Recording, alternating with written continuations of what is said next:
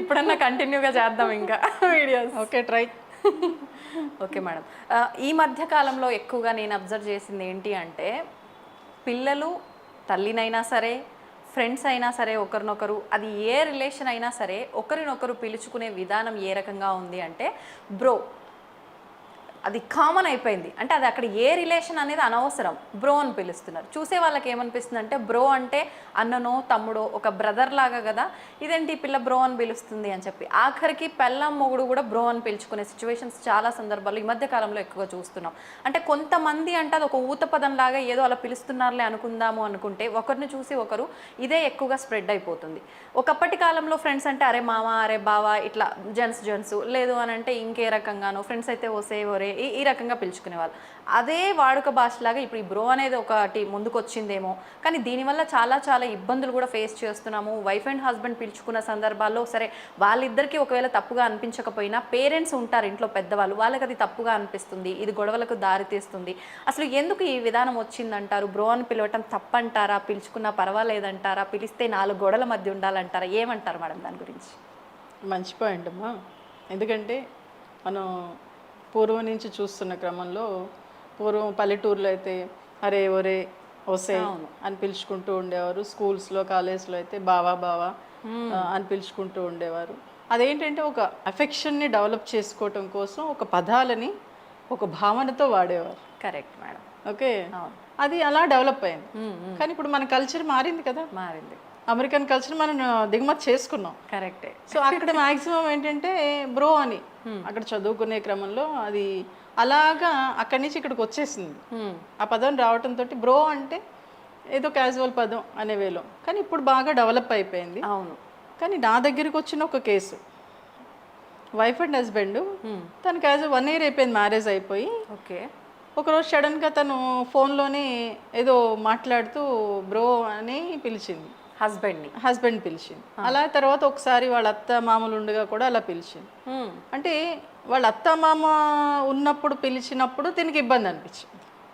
ముందు పిలిచినప్పుడు ఏమై ఉండేది, బట్ ఎందుకు అనిపించింది అంటే నేను అన్నాను, అడిగాను, అదేంటి నీకు ముందు పిలిచిందని చెప్తున్నావు కదా, అప్పుడు నీకు ఇబ్బంది ఎందుకు అనిపించలేదు అని అంటే, లేదు మా అమ్మ విని అదే ఏంటి నువ్వు బ్రదర్వా, నువ్వు బ్రదర్ అయితే వద్దు, మనకి సంబంధం వద్దు, డివోర్స్ ఇచ్చేసాయి అని అంటే అప్పుడు నా దగ్గరికి రావడం జరిగింది అనమాట. ఆ ఒక్క పదం డివోర్స్ దాకా వెళ్ళిపోయింది. అంటే పెద్దవాళ్ళకి ఏంటంటే వాళ్ళు బయటికి రారు. అవును అవును. క్యాజువల్గా ఏదో ఒక ఫ్యామిలీలా ఉంటారు, ప్లస్ ఏదైనా బయటకు వెళ్తే ఫంక్షన్స్కి వెళ్తారు తప్పించి ఇలా కాలేజీలకు వెళ్ళటం అనేది ఇప్పుడు లేదు కదా.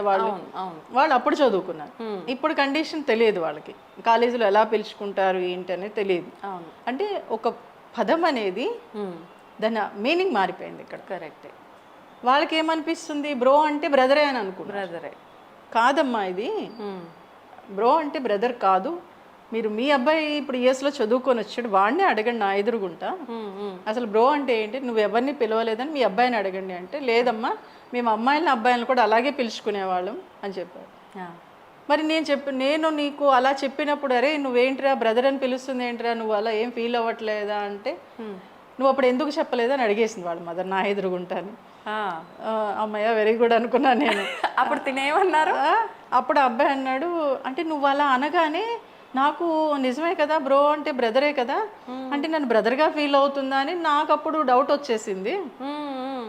అంటే నేను హస్బెండ్ కాదు బ్రదర్నా అని నువ్వు అలా పదే పదే అనేటప్పటికి నాకు అనిపించింది అన్నాడు. యాక్సెప్ట్ చేశాడు. అంటే స్వతహాగా వచ్చిన ఆలోచన కాదు, అలా పిలిచినా ఆయనకి ఏ ప్రాబ్లం లేదు, వీళ్ళు విన్నారని వచ్చిన ప్రాబ్లం ఇదంతా. అంటే జనరల్గా ఎలా ఉంటుందంటే విజితని అందరూ కూడా బాగుంది, చాలా బాగుంది అని అంటారు.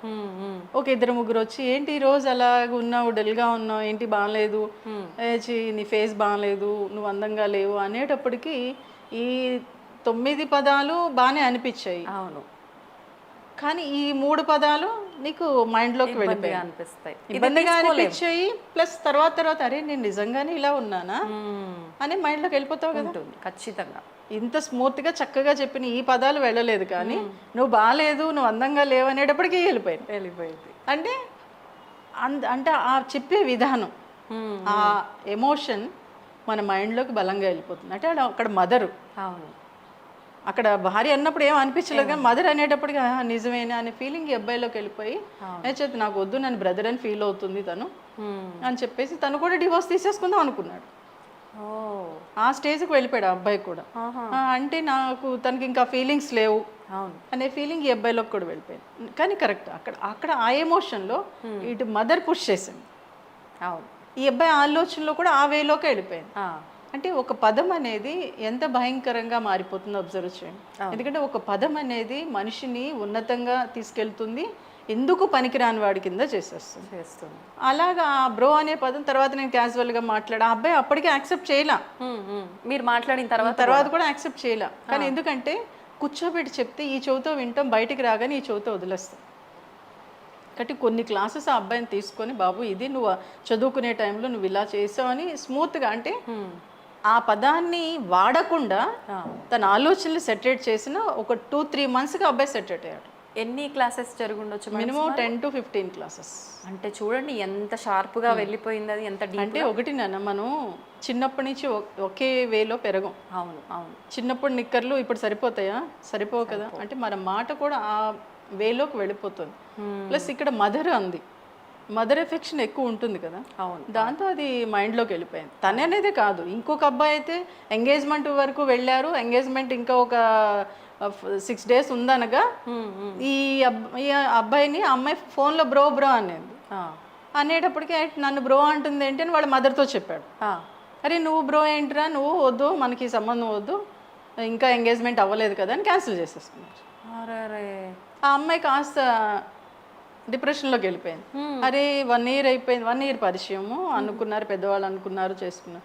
అరే ఏంటి ఇలా అనేటప్పటికీ అని ఆ అమ్మాయి డిప్రెషన్లో, నేను తర్వాత తను సెటరేట్ చేశాను. ఎందుకంటే ఇప్పుడు వాళ్ళు వద్దనుకున్నప్పుడు ఇప్పుడు నువ్వు ముందుకెళ్ళి నువ్వు చేసుకోవటం వల్ల నువ్వు ఇబ్బంది పడతావు నాన్న. అవును. ఓకే, కాబట్టి ఓకే, ఇప్పుడు ఎలా ఉంటుందంటే మనం ఎదుగుతున్న క్రమంలో కొంతమంది ఎదురవుతూ ఉంటారు, కొంతమందికి ఎఫెక్షన్ అనిపిస్తుంది, కొంతమందిని చూడగానే మనకి హ్యాపీ అనిపిస్తుంది, కొంతమంది మాట్లాడితే హ్యాపీ అనిపిస్తుంది, కొంతమంది మాట్లాడితే తిట్టాలనిపిస్తూ ఉంటుంది. ఇలా ఉంటాయి కదా. వెళ్తున్న క్రమంలో నీకు ఇది ఎదురైంది, ఒక ఎక్స్పీరియన్స్ నీకు. అంతే. అంటే ఇప్పుడు ఈ ఒక్క చిన్న పదాన్ని అర్థం చేసుకోలేక ఇక్కడ ఇంత రచ్చ చేస్తే ఫ్యూచర్ ఇంకెలా ఉంటుంది కాబట్టి ఆలోచించాలి. ఇక్కడ అంటే మనం వాడే మాటల్లో ఏది ఎదుటి వాళ్ళకి ఇష్టపడుతున్నారు, ఇష్టపడటం లేదు అనేది మనం అబ్జర్వ్ చేసుకొని ముందుకెళ్ళగలగాలి. బ్రో అనే పదం తప్పు కాదు, ఒప్పు కాదు. అవును.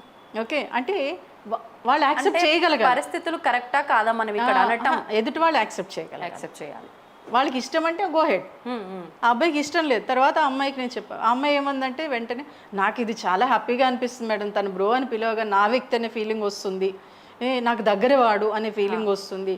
అలా తను అనేసేటప్పటికి నాకు దూరం అయిపోయాడు తిను అనే ఫీలింగ్ వచ్చింది. తన్ని కూడా సెటరేట్ చేయాల్సి వచ్చింది, ఎందుకంటే తను ఇష్టపడలేదు కదా నాన్న.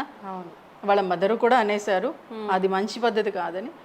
కొన్ని సందర్భాల్లో ఓకే తను యాక్సెప్ట్ చేసినప్పుడు అప్పుడు పిలువు, కానీ దూరం అయిపోతున్న ఫీలింగ్ వస్తుందంటే లేదా అది చేద్దాంలేమ్మా అని తన్ని మెల్లగా సెటరేట్ చేసి, నీ ఫ్రెండ్స్ కాదు ఇప్పుడు నీ వైఫ్ అండ్ హస్బెండ్, ఓకే, కాబట్టి ఈ వే నుంచి నువ్వు బయటకు వస్తే తను ఇంకా హ్యాపీగా నేను చూసుకోగలుగుతాడు అని తన్ని సెటరేట్ చేసి తను యాక్సెప్ట్ చేస్తాడు కొంతకాలానికి, ఇప్పుడు కాదు. అవును. ఓకే, ఒక 2-3 సంవత్సరాల తర్వాత యాక్సెప్ట్ చేయొచ్చు, అది నీకు ఇబ్బంది ఏం కాదు నాన్న అని తన్ని అడ్జస్ట్ చేసి తన ఆలోచనలు సెటరేట్ చేశాక తనకి ఏంటంటే అరే నాకు దూరం అయిపోతుంది ఫీలింగ్ పెరిగిపోయింది. అంటే నా పర్సన్ అయి ఉంటే నేను అంటే ఎందుకు తీసుకోడు అనే ఫీలింగ్ ఎక్కువైపోయింది. కానీ ఏంటంటే ఇక్కడ 25 years అమ్మ దగ్గర పెరిగాడు కదా. ఓకే, ఇప్పుడు 1 year ఈ అమ్మాయి వచ్చింది కాబట్టి ఆ తర్వాత తను యాక్సెప్ట్ చేసింది, దాన్ని మెల్లగా మార్చుకున్నాను. అలా వస్తున్నప్పుడు ఆగిపోవడానికి ట్రై చేయి, అంతే. వస్తుంది నీకు కాదని నన్ను, దాని బదులు ఇంకేదైనా పదం నీకు ఇష్టమైన పదం, తన పేరులో ఏదైనా పదం ఒక లెటరు ఇష్టం దాన్ని అబ్జర్వ్ చేసుకో, అలా పిలువ అని. అప్పుడు ఆ అమ్మాయి ఏం చేసిందంటే బ్రోకు బదులు ఇంకొక పదాన్ని యాడ్ చేసుకుంది. అలా పిలవటం మొదలుపెట్టి తనకి అది ఫీలింగ్ బాగా అనిపించింది, ఇది బాగుంది మేడం, ఈ వర్డింగ్ బాగుంది అని అంది. అంతే. ఇప్పుడు మనం దానికి తగిన విధంగా ఒక పదంతో ఒక భాష మారిపోయేటప్పటికి డివోర్స్కి వెళ్ళిపోయామంటే మనం ఒక్కసారి ఆలోచించాలి. అవును, ఎందుకంటే కల్చర్ మారిపోయింది, తెలంగాణ దాని నుంచి బయటపడాలి. తెలంగాణ ఆంధ్ర లాంగ్వేజెస్ తెలుగే, అవును, కానీ ఉపయోగించే పదాలు డిఫరెన్స్ ఉంటుంది.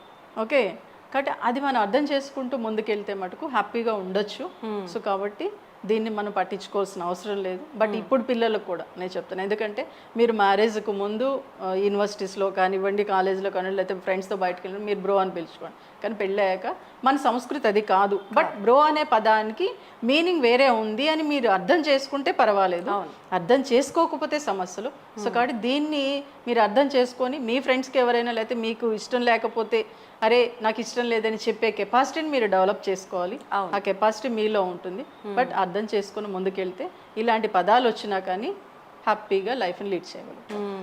అంటే మొత్తానికి మనం మాట్లాడుతున్న భాష భావన కరెక్ట్ అయినప్పటికీ తీసుకునే పర్సన్ని బట్టి పరిస్థితులను బట్టి ఉంటుంది. దానివల్ల ఎంతో దూరం వెళ్ళాల్సి ఉంటుంది. కాబట్టి చాలా జాగ్రత్త. అందుకే మాట తూట అంటారు కదా మేడం, మాట జాగ్రత్తగా మాట్లాడాలి, ఆలోచించి మాట్లాడాలి.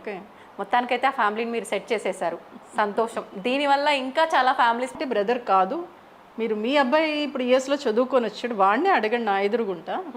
అసలు బ్రో అంటే ఏంటి, నువ్వు ఎవరిని పిలవలేదని మీ అబ్బాయిని అడగండి అంటే, లేదమ్మా మేము అమ్మాయిలని అబ్బాయిలను కూడా అలాగే పిలుచుకునేవాళ్ళం అని చెప్పారు. మరి నేను నీకు అలా చెప్పినప్పుడు అరే నువ్వేంట్రా బ్రదర్ అని పిలుస్తుంది ఏంట్రా, నువ్వు అలా ఏం ఫీల్ అవ్వట్లేదా అంటే, నువ్వు అప్పుడు ఎందుకు చెప్పలేదని అడిగేసింది వాళ్ళ మదర్ నా ఎదురుగుంటాను.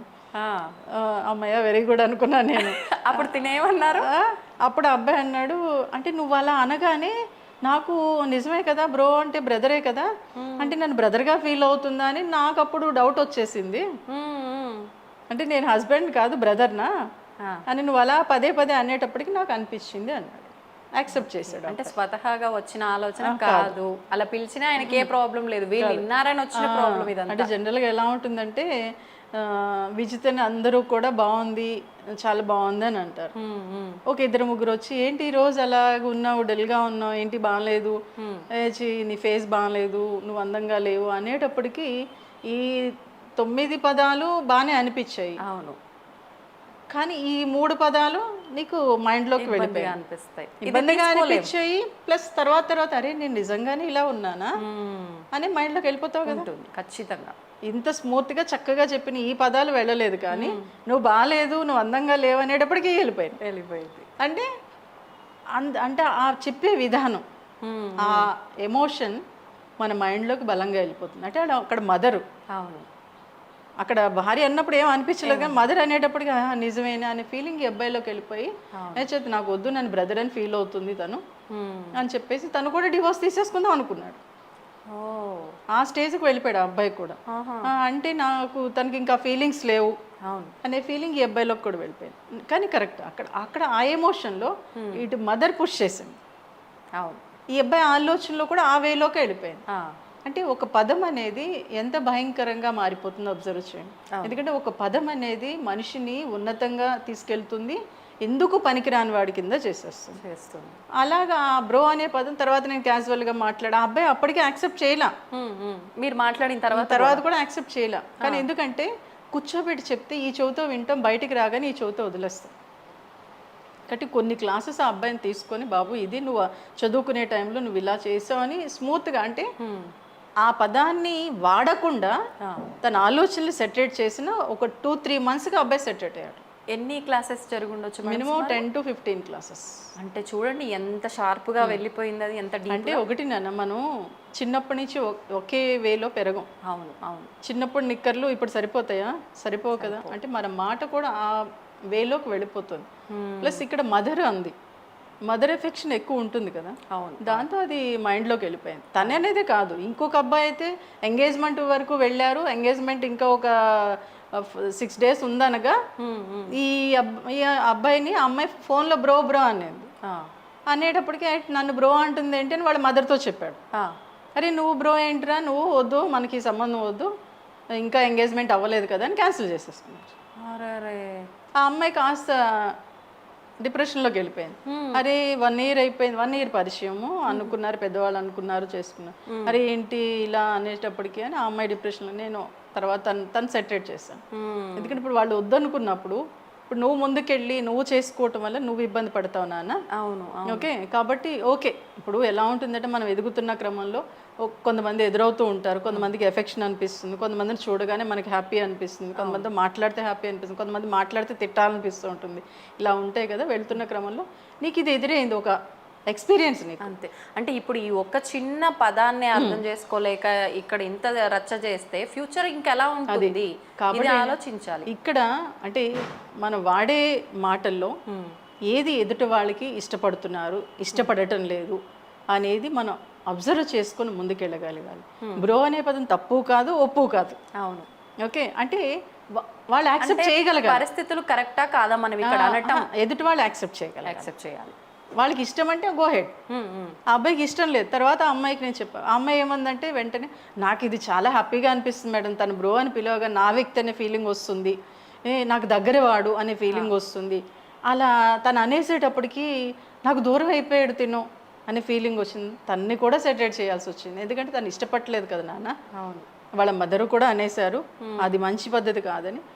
కొన్ని సందర్భాల్లో ఓకే తను యాక్సెప్ట్ చేసినప్పుడు అప్పుడు పిలువు, కానీ దూరం అయిపోతున్న ఫీలింగ్ వస్తుందంటే లేదు అది చేద్దాంలేమ్మా అని తన్ని మెల్లగా సెటరేట్ చేసి, నీ ఫ్రెండ్స్ కాదు ఇప్పుడు నీ వైఫ్ అండ్ హస్బెండ్, ఓకే, కాబట్టి ఈ వే నుంచి నువ్వు బయటకు వస్తే తను ఇంకా హ్యాపీగా నేను చూసుకోగలుగుతాడు అని తన్ని సెటరేట్ చేసి తను యాక్సెప్ట్ చేస్తాడు కొంతకాలానికి, ఇప్పుడు కాదు.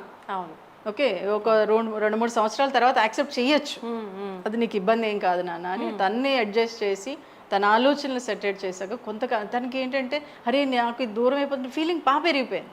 అంటే నా పర్సన్ అయి ఉంటే నేను అంటే ఎందుకు తీసుకోడు అనే ఫీలింగ్ ఎక్కువైపోయింది. కానీ ఏంటంటే ఇక్కడ 25 years అమ్మ దగ్గర పెరిగాడు కదా. ఓకే, ఇప్పుడు ఈ 1 year ఈ అమ్మాయి వచ్చింది కాబట్టి ఆ తర్వాత తను యాక్సెప్ట్ చేసింది, దాన్ని మెల్లగా మార్చుకున్నాను. అలా వస్తున్నప్పుడు ఆగిపోవడానికి ట్రై చేయి, అంతే. వస్తుంది నీకు కాదని నన్ను, దాని బదులు ఇంకేదైనా పదం నీకు ఇష్టమైన పదం, తన పేరులో ఏదైనా పదం ఒక లెటరు ఇష్టం దాన్ని అబ్జర్వ్ చేసుకో, అలా పిలువ అని. అప్పుడు ఆ అమ్మాయి ఏం చేసిందంటే బ్రోకు బదులు ఇంకొక పదాన్ని యాడ్ చేసుకుంది, అలా పిలవటం మొదలుపెట్టి తనకి అది ఫీలింగ్ బాగా అనిపించింది. ఇది బాగుంది మేడం, ఈ వర్డింగ్ బాగుంది అని అంతే. ఇప్పుడు మనం దానికి తగిన విధంగా ఒక పదంతో ఒక భాష మారిపోయేటప్పటికి డివోర్స్కి వెళ్ళిపోయామంటే మనం ఒక్కసారి ఆలోచించాలి. అవును, ఎందుకంటే కల్చర్ మారిపోయింది, తెలంగాణ దాని నుంచి బయటపడాలి. తెలంగాణ ఆంధ్ర లాంగ్వేజెస్ తెలుగే, అవును, కానీ ఉపయోగించే పదాలు డిఫరెన్స్ ఉంటుంది. ఓకే, కాబట్టి అది మనం అర్థం చేసుకుంటూ ముందుకెళ్తే మటుకు హ్యాపీగా ఉండొచ్చు. సో కాబట్టి దీన్ని మనం పట్టించుకోవాల్సిన అవసరం లేదు. బట్ ఇప్పుడు పిల్లలకు కూడా నేను చెప్తాను, ఎందుకంటే మీరు మ్యారేజ్కు ముందు యూనివర్సిటీస్లో కానివ్వండి, కాలేజ్లో కానివ్వండి, లేకపోతే ఫ్రెండ్స్తో బయటకు వెళ్ళి మీరు బ్రో అని పిలుచుకోండి. కానీ పెళ్ళయ్యాక మన సంస్కృతి అది కాదు. బట్ బ్రో అనే పదానికి మీనింగ్ వేరే ఉంది అని మీరు అర్థం చేసుకుంటే పర్వాలేదు, అర్థం చేసుకోకపోతే సమస్యలు. సో కాబట్టి దీన్ని మీరు అర్థం చేసుకొని మీ ఫ్రెండ్స్కి ఎవరైనా లేకపోతే మీకు ఇష్టం లేకపోతే అరే నాకు ఇష్టం లేదని చెప్పే కెపాసిటీని మీరు డెవలప్ చేసుకోవాలి. ఆ కెపాసిటీ మీలో ఉంటుంది. బట్ అర్థం చేసుకుని ముందుకెళ్తే ఇలాంటి పదాలు వచ్చినా కానీ హ్యాపీగా లైఫ్ని లీడ్ చేయగలం. అంటే మొత్తానికి మనం మాట్లాడుతున్న భాష భావన కరెక్ట్ అయినప్పటికీ తీసుకునే పర్సన్ని బట్టి పరిస్థితులను బట్టి ఉంటుంది. దానివల్ల ఎంతో దూరం వెళ్ళాల్సి ఉంటుంది కాబట్టి చాలా జాగ్రత్త. అందుకే మాట తూట అంటారు కదా మేడం, మాట జాగ్రత్తగా మాట్లాడాలి, ఆలోచించి మాట్లాడాలి. మొత్తానికైతే ఆ ఫ్యామిలీని మీరు సెట్ చేసేసారు, సంతోషం. దీనివల్ల ఇంకా చాలా ఫ్యామిలీస్